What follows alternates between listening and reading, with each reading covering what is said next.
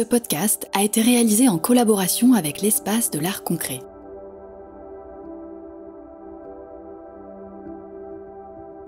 Sens de la visite, le podcast qui écoute vos histoires de l'art.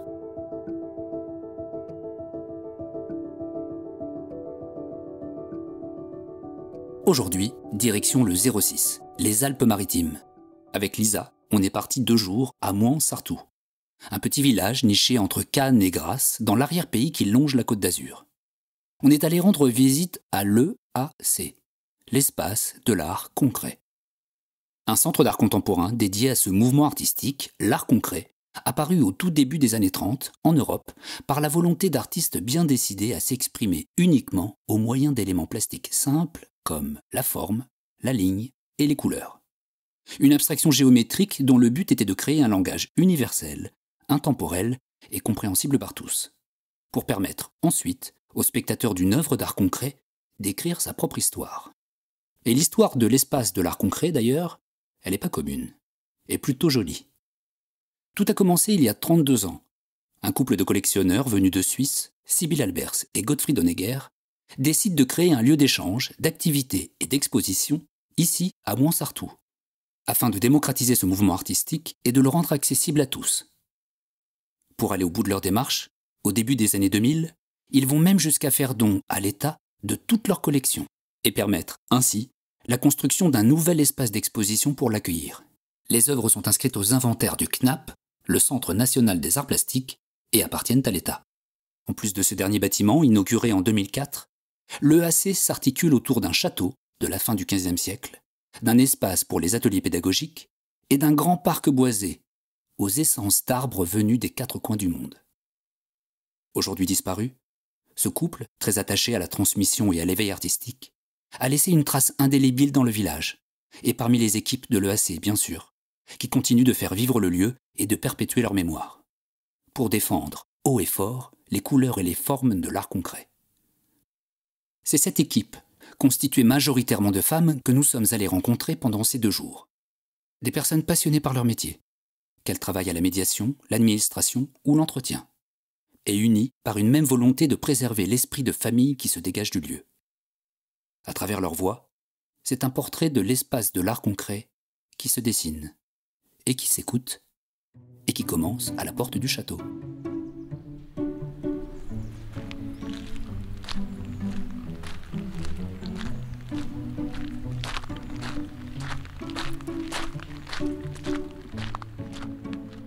Alors moi je suis Estelle, ça fait maintenant 17 ans que je travaille ici à l'Espace de l'Art Concret, qui est un centre d'art contemporain d'intérêt national. On a eu le label par le ministère en 2021.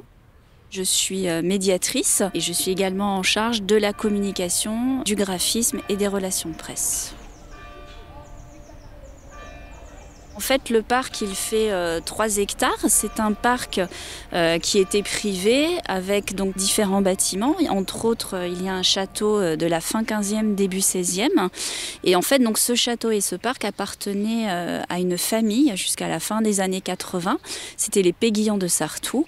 Et en fait, au décès de l'aîné de cette famille, ils n'ont pas souhaité garder la propriété. Et pour le coup, la mairie a fait valoir son droit de préemption. Et comme bien souvent, c'est la petite histoire qui fait la grande histoire. Il s'avère que suite à cette acquisition, le maire de l'époque, donc qui était André Aschieri, a organisé très sympathiquement une journée porte ouverte. Et il s'avère que parmi ses visiteurs, il y avait un couple suisse, Gottfried Honegger et Sibylle Albers. Et le coup de chance anecdotique, mais qui là encore fait que la vie réserve de belles surprises, c'est que finalement, ils cherchaient un lieu pour présenter leur collection, qui à l'époque représentait déjà presque 500 œuvres. Donc une collection qui est vraiment axée sur ce qu'on va appeler le mouvement de l'art concret, qui est un mouvement de 1930. Pourquoi cette volonté à la rendre publique ? Tout simplement parce que pour eux, l'art est démocratique, libère les consciences. Et c'est surtout que l'idéologie même portée par ce mouvement de l'art concret était une libéralisation des consciences. Donc à partir de là, ça ne pouvait pas rester privé. Ils ont rencontré le maire de Mouansartou et au-delà même de simplement demander un lieu d'exposition, ils ont tout de suite proposé une forme d'accueil et de pédagogie autour de la présentation de leur exposition. Donc la notion de médiation a été vraiment au cœur de la création de ce centre d'art qui est l'espace de l'art concret. Et c'est ce qui fait que dès qu'on a un visiteur qui rentre dans nos espaces d'exposition, parce qu'on va découvrir d'autres bâtiments, tout médiateur se met à sa disposition, vient à sa rencontre, ouvre le dialogue et la discussion. Après, il y a certains visiteurs qui préfèrent garder presque une intimité avec les œuvres, donc on les laisse poursuivre leur visite. Mais autrement, on est à disposition et ça peut amener à des échanges. Et c'est là vraiment notre rôle de médiation, faire ce lien avec les œuvres. Et là, d'après ce qu'on voit, nous, depuis qu'on est arrivé ce matin, il y a déjà plein de gens qui grouillent, qui gravitent autour du centre et qui se baladent déjà dans le parc et qui peut-être passent les portes parfois.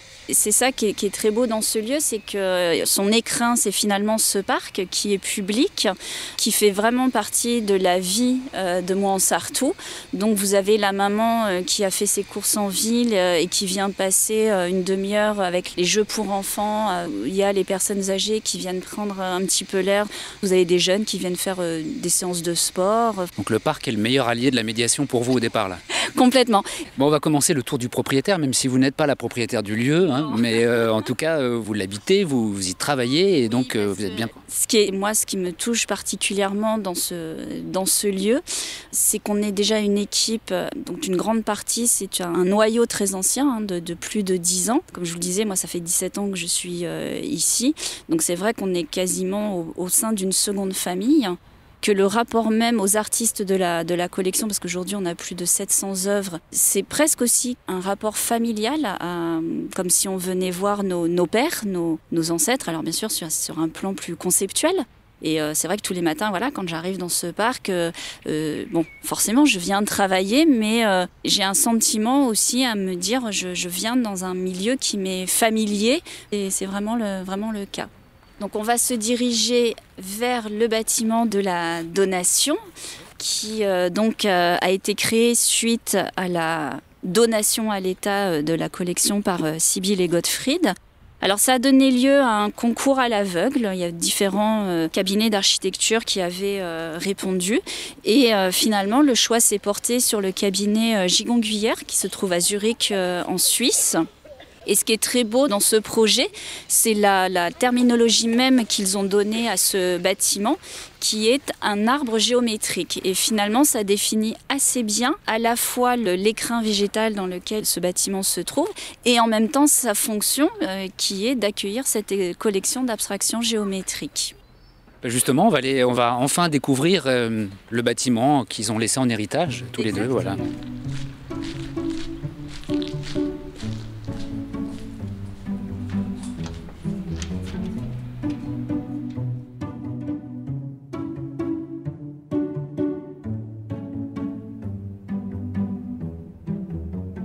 Là, il se trouve qu'il n'y a pas de public puisqu'on est en accrochage, mais c'est vrai qu'il y a une atmosphère d'apaisement, de calme entre le blanc et puis les sons qui sont, même s'il y a un écho, les sons qui sont quand même feutrés. Souvent, on a l'impression que notre identité, du fait de cette collection d'abstractions géométriques, serait quelque chose d'assez dur, inaccessible, intellectuel. Alors que non, c'est tout le contraire, parce qu'il ne faut pas oublier que cet art d'abstraction géométrique, c'était une utopie à la base. Différents collectifs d'artistes, on est au moment de la fin de la Première Guerre mondiale, donc tous ces artistes, en fait, ce qu'ils présupposaient, c'est que l'art, jusqu'à leur époque, était quand même réservé à une élite. Et finalement, ils ont souhaité produire un art qui ne soit pas porteur d'une symbolique intellectuelle qu'il faille aller chercher dans des ouvrages ou en tous les cas pour lesquels on aurait dû suivre 10 ans d'études, mais de développer une grammaire plastique qui puisse être accessible à tous. Et donc, si on regarde le manifeste de l'art concret, écrit par Theo van Doesburg, la première ligne, c'est qu'on va parler d'art concret parce que finalement, il n'y a rien de plus réel qu'une ligne, qu'un plan, qu'une forme, qu'une couleur. Que j'habite ici à Mouansartou ou dans le Connecticut aux États-Unis ou au Kenya, du rouge c'est du rouge, du blanc c'est du blanc, du bleu c'est du bleu. Et en fait, ils vont développer cette grammaire plastique de façon à ce que ce soit accessible à tous, parce qu'effectivement, il n'y a pas de message caché. Et il faut faire un petit peu le parallèle avec l'alphabet. C'est-à-dire, dans l'alphabet, vous avez 26 lettres. Ces lettres forment des mots. Ces mots forment des phrases qui forment des paragraphes. Mais après, le paragraphe, ça peut être un poème, ça peut être un discours politique, ça peut être du contenu géographique, ça peut être une romance, ça peut nous emmener dans divers états de création et d'imagination. Et donc, le principe de l'art concret, c'est que avec cette couleur et cette géométrie, c'est vous-même qui allez accorder les éléments les uns avec les autres, parce que vous ayez 6 ans, que vous soyez un adulte de 55 ans, chacun a sa sublimation, ça vous est propre, mais il n'empêche que quelque part, cette espèce d'utopie à rendre un art accessible à tous, ce qu'ont lancé ces artistes, finalement, aujourd'hui, même si on a comme une forme de rejet, ou en tout cas d'inquiétude lorsqu'on voit un monochrome rouge, pour autant, quelque part, ils ont réussi leur pari. La question est-ce qu'en tant que spectateur, je vais réussir à me saisir de ça et quelque part à me faire confiance? Et nous, notre rôle, on est là pour que les gens comprennent qu'ils doivent s'autoriser à avoir leur propre rapport aux œuvres. Dans ce bâtiment dédié à la donation Albert Senegger, on a eu la chance également de croiser 2 artistes de la nouvelle génération de l'art concret, invités par l'EAC à participer à la prochaine exposition Filiation 2. Chacun dans leur salle, ils étaient en train d'installer leurs œuvres. Je m'appelle Gabrielle Conil de Bessac. Pour moi, c'est vraiment un rêve qui se réalise parce que depuis que j'ai commencé mes études de la Villa Arson à Nice, je fréquente le lieu en fait. Je suis venue visiter, je viens visiter les expositions très régulièrement et du coup j'ai été fortement marquée en fait par toutes les pièces que j'ai découvertes. Et ça a été cette ligne là de l'espace de l'art concret, c'était vraiment source d'inspiration. Et en fait l'art concret, ce que je trouve vraiment hyper important aujourd'hui d'être au contact de ces œuvres, c'est que dans notre société, on est submergé d'images, de récits, de textes, et on est très dans des espaces mentaux, intellectuels. Et ben là, en fait, il y a une invitation à avoir des expériences sensibles directes et hors des mots. C'est vraiment être présent dans son corps avec son outil perceptif, quoi, ses sens, la vue, le toucher, l'odorat, pourquoi pas, d'être dans la réalité et de faire confiance à nos sens, en fait. Dans quelques jours, le vernissage de l'exposition Filiation aura lieu. Vous allez exposer votre œuvre. Est-ce qu'elle a un nom ? Alors là, c'est une pièce en pierre qui s'appelle Matrice, qui a en fait un demi-cylindre d'une pierre de Crua. C'est une pierre rose avec des toutes petites veinures. C'est très délicat. C'est une pierre assez dense et qui a un toucher poli. Et en fait, elle est composée de 2 morceaux parce que le demi-cylindre a été entaillé en fait. Et cette pièce-là, j'ai souhaité la mettre en relation avec une autre pièce de Gottfried Honegger qui s'appelle Monoforme. C'est une pièce en granit noir. Et avec une harmonie dans la forme qui est vraiment admirable. Et le travail de Gottfried Honegger avec la pierre, c'est vraiment inspirant pour moi et c'est ce qui a impulsé aussi mon intérêt pour la sculpture en pierre. Ouais. J'allais vous demander, pour prolonger, quand vous dites c'est inspirant, qu'est-ce que ça veut dire ? Ça provoque des émotions fortes, des sensations et puis ce plaisir qui advient avec un geste très très simple et élémentaire, quoi. Moi, je suis très touchée par les choses élémentaires et simples. Ouais. De voir votre œuvre produite et exposée en parallèle et en prolongement d'une œuvre de Honegger, qu'est-ce que vous ressentez ? Une immense fierté, et un honneur, quoi, vraiment. Je suis hyper émue même d'avoir la chance d'être en contact intime aussi avec les œuvres qui m'inspirent toujours. Et il y a quelque chose de très émouvant d'être au plus près de ce travail d'artistes exceptionnels comme Gottfried Honegger, Aurélie Nemours, Hermann de Vries. Il y a beaucoup de délicatesse dans la simplicité. C'est très touchant.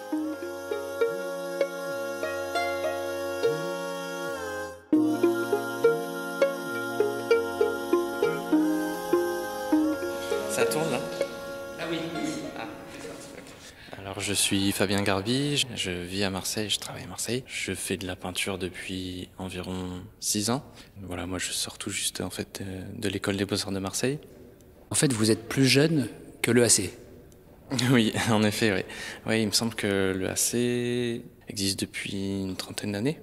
Ouais, je suis le plus jeune artiste de l'exposition. Je présente une peinture murale qui fait 3,60 m environ par 10 mètres et dans laquelle je présente en plus une œuvre de la donation à Albert Sonneguer. Et donc votre œuvre, c'est en résonance avec une toile d'Aurélie Nemours. Aurélie Nemours, c'est une artiste dont l'œuvre a été une influence pour moi, dès l'école d'art en fait. Et ici, je me suis amusé à prendre la continuité de l'œuvre de Nemours et tourner autour. Il y a un petit peu deux peintures en une seule, avec une peinture qui est tirée de ma série des coïncidences. C'est en fait un lien qui est fait entre l'œuvre de Nemours et cette coïncidence. On arrive d'une œuvre à l'autre en fait. J'ai vu sur votre site internet, il y avait une liste d'œuvres et avec des titres très poétiques. D'où ils viennent? J'essaye de me détacher complètement de la figuration, de ne pas représenter de portraits, de paysages, d'objets du monde réel. Mais ça m'a mis beaucoup de temps en fait à comprendre qu'est-ce que je faisais. Au début, je n'arrivais pas à poser de mots sur tout ça et au bout de quelques années, la question du titre, la question du discours s'est imposée à moi. Comme là, on fait cette interview, faut bien qu'il y ait quelque chose qui soit dit donc pour la compréhension de ce que je fais pour les autres, mais même pour moi en fait. Et donc, d'un moment, je me suis dit, voilà, il faut donner des titres. Et avec les titres, en fait, ça me permet de définir vraiment les choses. Parce qu'il y a un moment où je me pose moi-même la question de qu'est-ce que je suis réellement en train de faire, qu'est-ce que je compose en fait. Donc ça permet aussi de donner un indice sur ce que je représente.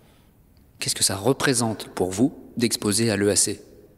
Et c'est un honneur, hein. C'est un rêve qui se réalise aussi, honnêtement, parce que dans la collection, il y a des artistes que j'admire. Et prendre la suite de ça, prendre un petit peu la relève de tout ça, c'est vraiment une chance. Et voilà, j'espère que ça réussit, quoi.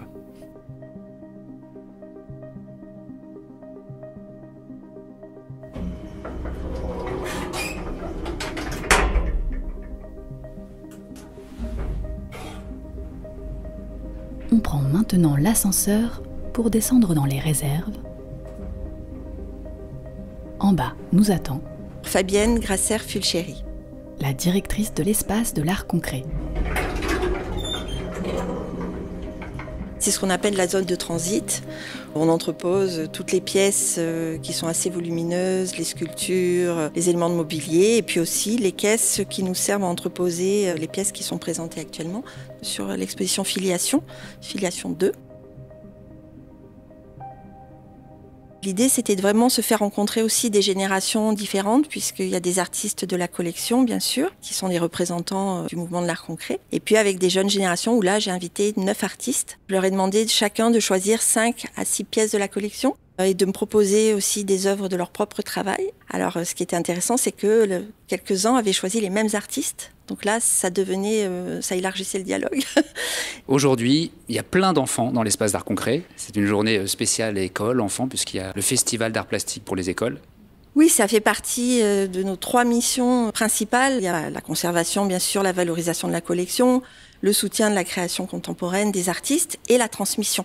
Et ça, c'est au cœur du projet, vraiment, des fondateurs, dès le départ, cette idée de mettre à disposition déjà les œuvres avec un rapport direct. C'est-à-dire que c'est par l'expérience de l'œuvre qu'on comprend les choses et par la pratique. C'est vraiment ne pas dissocier le regard, le contact avec l'œuvre et ensuite pratiquer et puis de s'exprimer surtout, de trouver du plaisir à utiliser de la peinture, mais différents matériaux puisqu'on travaille aussi avec des nouvelles technologies, avec la photographie, voilà. Vous parlez de plaisir. Quel est votre plaisir à vous dans votre fonction ? J'ai une grande chance et ça tous les jours quand je viens travailler, on est dans un cadre magnifique, dans un parc qui est incroyable et au contact des œuvres aussi, des artistes. C'est un métier passionnant qui est tout à fait différent, qui à chaque exposition, c'est de nouveaux univers, de nouvelles rencontres avec les artistes, le lien avec le public justement, cette transmission, parce que parfois les gens peuvent être un peu interrogatifs pour ceux qui n'ont pas l'habitude de voir de l'art contemporain. Donc voilà, c'est un métier vraiment d'échange et de rencontre. C'est une grande chance. Est-ce que vous prenez le temps, vous, parfois, de vous balader et de visiter le lieu toute seule pour rentrer peut-être en dialogue ou en communion avec des œuvres? Je ne sais pas, mais en tout cas, est-ce que vous prenez le temps de vous balader encore dans le centre? Oui, ça c'est un grand plaisir. À différentes heures d'ailleurs, j'aime beaucoup, souvent très tard par exemple, ou très tôt, ou voilà, il y a des moments comme ça où le lieu est désert. C'est un grand plaisir de prendre le temps.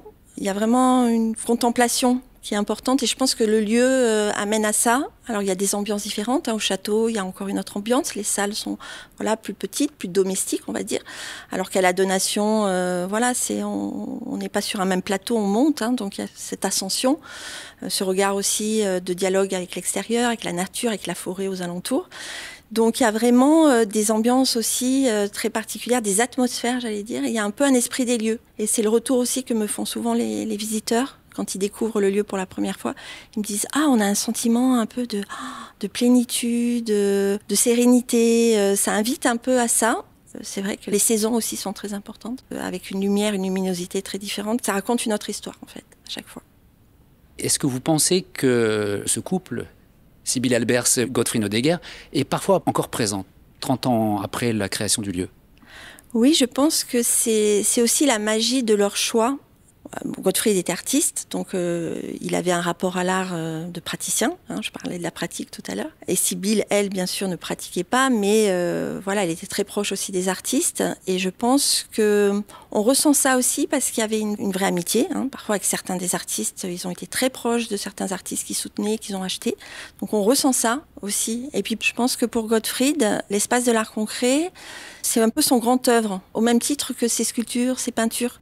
Il y a vraiment cette envie de faire partager ces liens que eux avaient avec les œuvres, avec les artistes, et de le mettre aussi à disposition. Et c'est pour ça qu'ils ont fait donation et don de leur collection. Parce que là aussi, c'est quand même un acte d'une générosité quand même assez incroyable. Et leurs enfants, les ayants droit, continuent aussi ce geste, puisque les filles de Gottfried ont aussi donné des pièces après la mort de Gottfried. Inès, qui est aussi Inès Bauer, qui est la fille de Sybille Albers, vient de nous faire une donation aussi d'une vingtaine d'œuvres. Donc on voit que ça se perpétue aussi au sein de la famille. Et voilà, je trouve que c'est un bel exemple aussi familial. On retrouve sur l'idée de la famille.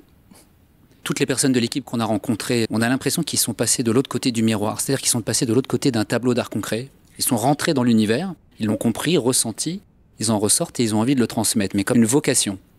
Oui, on parlait tout à l'heure de Gottfried et de Sybille, qui ont initié ce lieu dans ce même état d'esprit. Donc forcément, je pense, si on comprend vraiment la philosophie, la manière dont a été créé le lieu, ça ne peut être que de cette manière-là.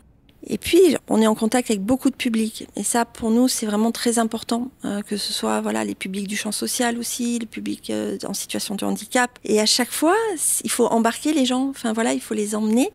Et c'est aussi avec ce que chaque personne va pouvoir finalement transmettre. C'est de l'énergie, c'est de la passion. Donc, je pense que pour les personnes qui défendent le lieu, qui portent le lieu, tout le monde est conscient de ce même objet, finalement commun, qui est de transmettre et de faire dialoguer aussi, pas seulement les œuvres et les artistes, mais les publics, entre eux.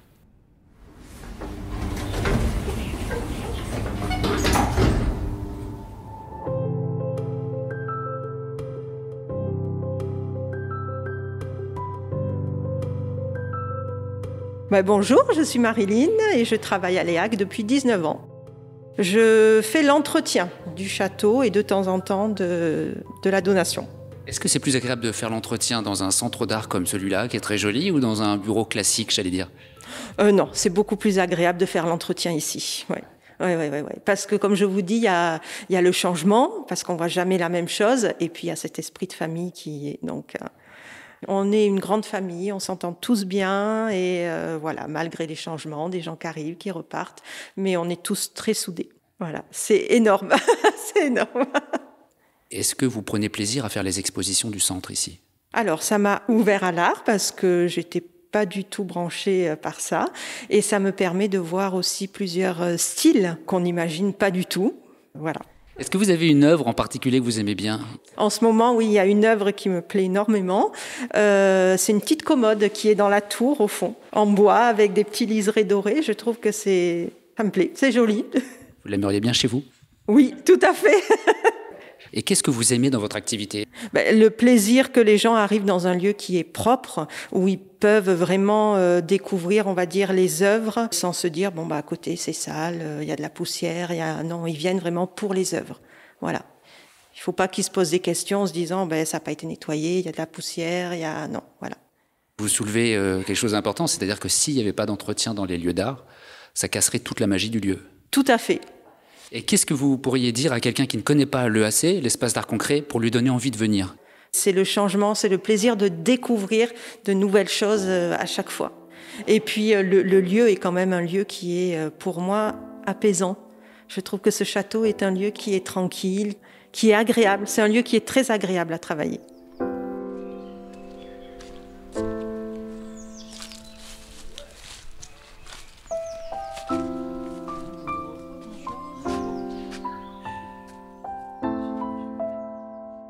Pour conclure nos rencontres et notre séjour, nous sommes allés dans le bâtiment consacré aux ateliers pédagogiques, rencontrer sa responsable, Brigitte Segatori.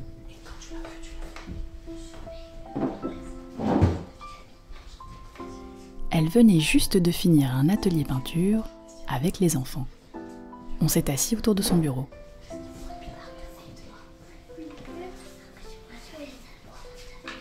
Dans l'atelier, je remarque souvent que les enfants, quand ils se déplacent, qu'ils vont de la palette commune jusqu'à leur peinture, il y a comme un ballet qui se met en place, comme une chorégraphie. Et en fait, sans se regarder, juste en se sentant bouger dans l'espace, marcher dans l'atelier, ils ne se percutent pas en fait.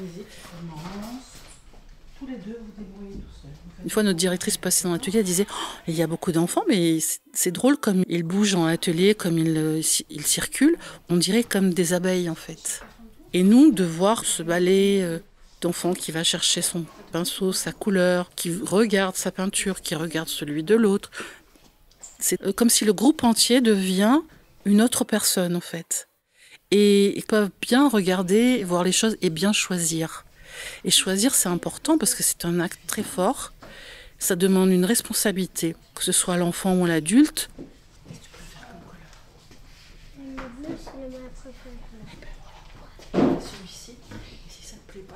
Ça donne, je ne vais pas dire des résultats parce que ce n'est pas ce qu'on attend, on n'a pas une attente de résultats, mais on sait qu'il y a un impact sur la peinture de l'enfant, sur sa composition, sur sa construction. Et quand l'enfant peint, ou l'ado, ou même l'adulte, puisqu'on a aussi des adultes dans nos ateliers, ils vont développer un goût, ils vont pratiquer, et c'est un savoir qui permet aussi, après, de pouvoir mieux regarder les œuvres. Voilà. Et par rapport à Gottfried Honegger, qui est le fondateur, c'était très important pour lui, pour pas qu'il y ait de rejet. Gottfried, il voulait vraiment que ce soit dans l'éducation, parce que c'est important de vivre l'art, voilà, c'est ça. Et je pense qu'on peut résumer à ça. Donc pour vivre l'art, c'est le pratiquer, c'est venir sans avoir aucune gêne dans une exposition. Il y a encore des personnes qui se disent c'est pas pour moi. Donc tout ça, il faut casser toutes ces barrières-là. Et notre rôle à nous, dans la médiation, c'est vraiment de donner accès à. Voilà. Et c'est pour ça que c'est important d'aller chercher les personnes, mais pas quand c'est trop tard. Il faut le faire vraiment. Je dis encore, il faut quand ils sont tout petits, parce que c'est propre à l'homme, l'expression artistique. C'était une des volontés du couple Sibylle Albers et Gottfried Honegger. Mais vous, justement, vous les avez connus. Quels souvenirs vous gardez de ce couple qui sont les créateurs et les fondateurs de ce lieu?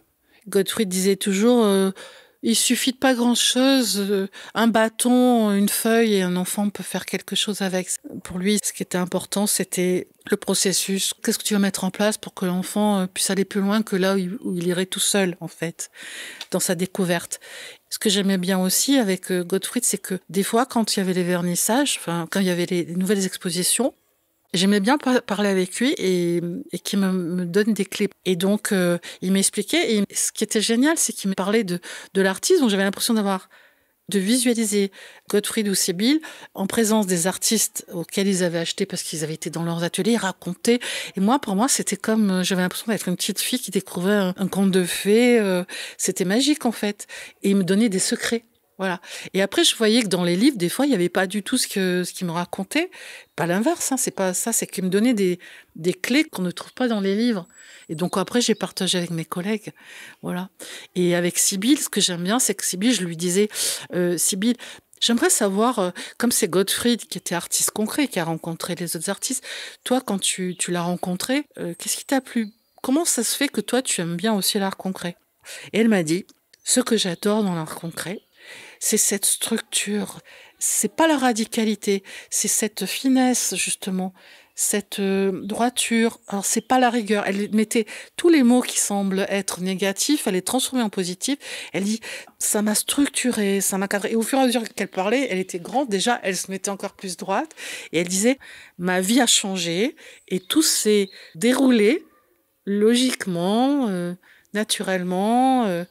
Voilà, ça a mis de l'ordre dans sa tête, dans ses idées, dans sa vie, et même dans ses relations avec sa famille. Voilà. Et j'ai adoré ça, parce que l'art concret, c'est pas juste des tableaux ou des... C'est presque spirituel, en fait. Ça donne un équilibre qui rentre par les yeux, en fait. Moi, je sais pas, j'ai l'impression que c'est une antenne en plus. Je dis souvent à mes collègues, on a acquis des antennes complémentaires, en fait. Un nouveau sens. Mais l'art concret, moi, ça m'a beaucoup stabilisé, beaucoup structuré. Et on est plus riche de tout ça. C'est pas que ça nous fait changer, ça nous complète. Et Gottfried et Sybille, je les voyais comme ça, en fait. Ils étaient complètement opposés, mais tellement complémentaires. Eux, ils étaient presque une œuvre d'art, eux, tout seuls. Hein. C'était incroyable. Est-ce que vous pensez à votre travail le soir en rentrant chez vous? En fait, c'est tout le temps là, parce que je vais sortir quelque chose que m'a dit Gottfried, et j'espère que ça va pas trop m'émouvoir. Un jour, Gottfried est descendu aux ateliers, et puis il me dit, mais je savais que tu étais encore là. Et c'était tard le soir.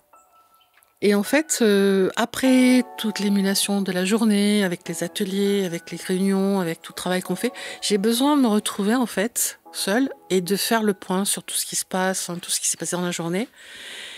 Et un jour, il est venu, donc il descendait, et on parlait comme ça, il me parlait des artistes.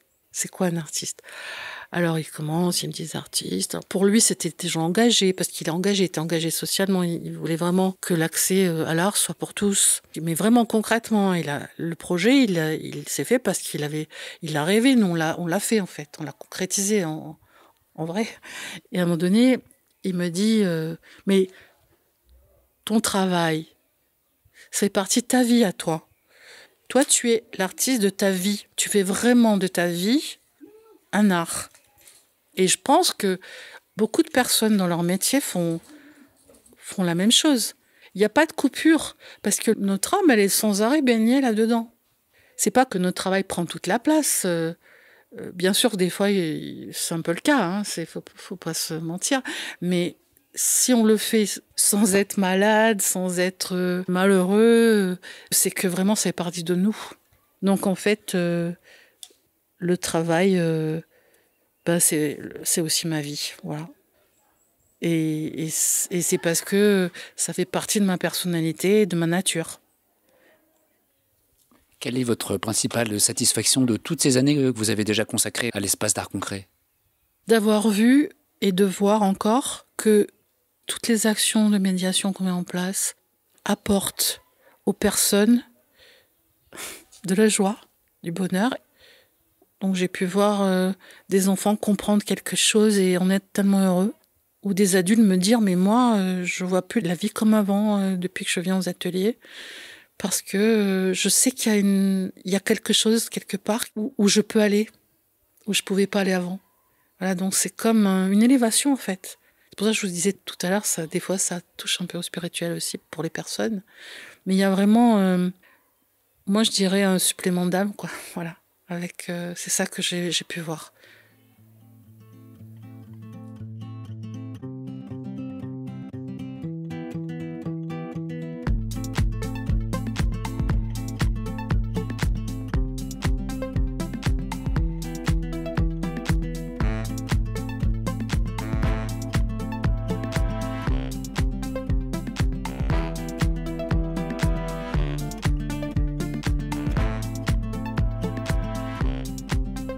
Nous remercions très chaleureusement les équipes de l'Espace de l'Art Concret pour leur accueil et l'organisation de ces 2 jours en immersion. Ce lieu, basé sur l'échange à travers les œuvres, les espaces et le public, est le meilleur exemple d'une médiation réussie. Comme le permet l'art concret, laissez-vous porter par vos sens, vos sensations et les vibrations des œuvres. Et venez visiter l'exposition Filiation 2 et la donation Albert Senegger jusqu'au 26 mars 2023. Vous pouvez notamment retrouver les œuvres de Gabriel Conil de Bessac et Fabien Garbi, que vous avez entendu dans ce podcast. L'espace de l'art concret, c'est aussi et surtout un lieu pour les familles.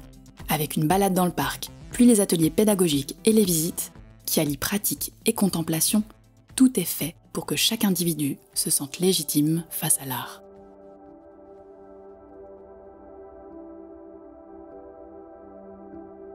Pour ne pas rater le prochain épisode, abonnez-vous à votre plateforme d'écoute préférée et suivez-nous sur les réseaux sociaux Instagram, Facebook et Twitter.